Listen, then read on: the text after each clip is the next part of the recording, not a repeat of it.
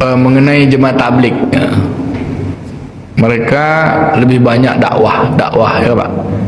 Dia ada 3 sekolah ya Pak. 3 hari dalam setiap bulan, 40 hari dalam setahun, 4 bulan seumur hidup.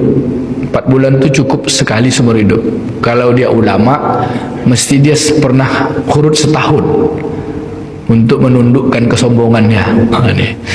Jadi 3 hari, 40 hari, 4 bulan itu metode yang berdasarkan ijtihad Maulana Ilyas rahimahullah, seorang ulama mursyid tarekat Chistiyah. Jadi beliau ini ulama, ahli hadis, bahkan adik beliau Syekh Zakaria rahimahullah itu ahlul hadis, disebut Syekhul Hadis, meninggalnya di Madinah, sempat ngajar juga di Madinah, buku kitab-kitabnya dipakai di Azhar. Kalau jemaah tabligh ini 3 hari, 40 hari, 4 bulan itu sekolah dakwah. Intinya mereka berdakwah untuk diri sendiri. Kalau sudah pulang 3 hari, pentingnya dia mendakwah keluarganya, mendakwah, mengajak orang kampungnya. Maka ada namanya 2 Pak, amalan intiqoli dan ada amalan amalan makomi. Amalan intiqoli itu yang mereka bergerak 3 hari, 40 hari, 4 bulan. 3 hari itu SD ya Pak.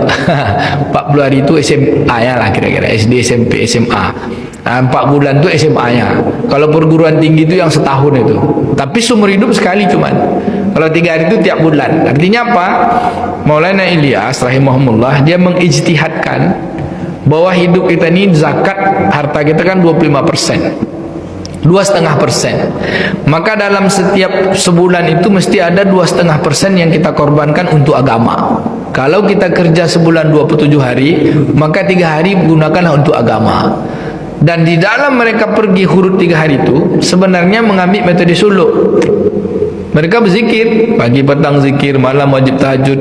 Yang saya pernah lihat itu zikir mereka, kalau pagi petang minimal tahlil 100, selawat 100, kemudian istighfar 100. Itu sekurang-kurangnya. Kemudian mereka nanti jam 9, jam 10 ada alaqah Quran, membaca Quran sama-sama memperbaiki tahsin. Kemudian baca kitab pada ilul amal, ada muntakhab hadis. Kemudian zuhur nanti mereka baca lagi sama-sama untuk mengingatkan diri pada Allah. Itu kan majelis zikir. Nanti baru sore disebut mereka jauhlah mengunjungi orang-orang. Ini yang betul dakwah tu Pak. Kalau yang gini kita sekolah nih Pak. Kalau ini taklim. Kalau dakwah tu mana? Jemput orang tarik, jemput orang tarik. Rasulullah SAW bukan pada fase awal Mekah saja Pak, sampai Nabi wafat, bahkan di zaman sahabat, bahwa jumlah sahabat itu 124.000 orang sahabat yang meninggal di Madinah dikuburkan di Baqi itu hanya sekitar 11.000. Yang 100.000 lagi kemana? Itulah mereka pergi dakwah ke semua negeri, termasuklah ke Cina, ke Nusantara, yang paling banyak ke negeri Syam. Maka metode itu ijtihad dari Maulana Ilyas rahimahumullah. Apakah mereka berzikir? Zikir Pak. Bahkan kalau mursyidnya tarekat masuk jemaah tabligh, tambah dahsyat. Makanya pesantren jemaah tabligh di Indonesia ini ada 2 kan tempatnya. Pertama di Temboro, di tempat Syekh Huzairan Taifur Abdullah almarhum, kemudian adik beliau Gus Ubaid, itu orang-orang tarekat Naksabandiyah Khalidiyah. Mereka tersambung itu. Kemudian jemaah tabligh yang di Magelang itu di Pondok Pesantren Payaman. Dulu Syekh mursyidnya adalah Kiai Mukhlisun Allah yarham, itu adalah tarekoh Saziliyah. Jadi orang-orang tabligh ini adalah orang-orang tarekoh Pak. Cuman kadang-kadang yang baru keluar 3 hari, 40 hari ini macam dia aja lah yang paling apa ya Pak? Ngajak orang. Memang betul ngajak itu dahsyat. Waman ahsanu qaulan mimman da'a ilallah. Siapakah orang yang paling baik perkataannya kecuali orang yang mengajak kepada Allah? Dan ada penjelasan, kalau kita mengajak dengan harta sendiri, kita mengorbankan uang sendiri, meninggalkan keluarga, ngajak orang taat kepada Allah, lalu ketika diajak tuh orang marah sama kita, orang benci sama kita, orang tak suka dengan kita, di saat itu apa yang terjadi Pak? Antara kita sama Allah itu kan, kita kan bukan punya harapan ingin dihargai kan Pak. Apa yang terjadi? Di saat itu, ya Allah, saya tengoklah ada beberapa bupati, ada pegawai-pegawai yang Pak Wali Kota Dumai misalnya, dibawanya kepala-kepala dinas pergi ke Rupat, tapi tidak mabit itikaf, tak di masjid, kena kepala dinas tidurnya di hotel. Terus solat subuh. Habis solat subuh nanti kepala dinas suruh ngajak orang. Apa dia bilang? Buat kepala dinas ngajak taat kepada Allah payah tapi. Tapi kalau ngajak-ngajak untuk minum kopi bisa. Nangislah kepala dinas tu. Ya Allah, berat betul ngajak orang. Apa yang terjadi Pak dalam kita mengajak Allah kepada Allah Taala lalu orang menolak? Di situ kekuatan dekat kita kepada Allah lagi. Itulah dia yang kata Nabi kan, yang kata Allah Taala, ya ayyuhal muzammil, ya ayyuhal mudassir kum fa'anzir. Kan 2 bulan atau 2 tahun Rasulullah SAW dalam riwayat berzikir.